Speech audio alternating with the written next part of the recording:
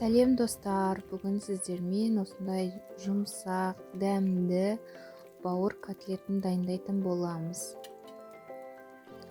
Ол үшін бізге бауыр, пияз, сүт, жұмыртқа, ұн қажет болады.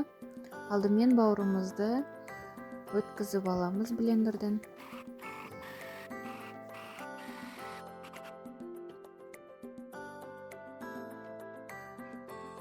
Артынша пиязымызды өткізіп аламыз. Барлық қоспаларымызды қосып, жақсылап араластырамыз. Ұнымызды қоюлығына қарай қосамыз. Аздап тұзымызбен бұрышымызды қосамыз.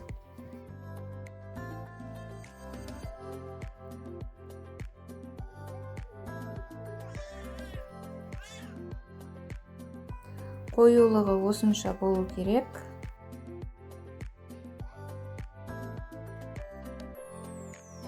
Табамызға майымызды құйып қыздырып аламыз.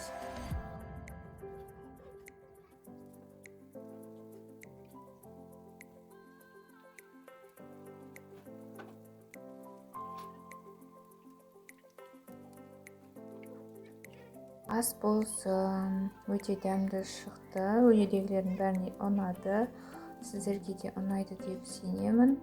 Істеп жасап көріңіздер. Астарыңыз дәмді болсын.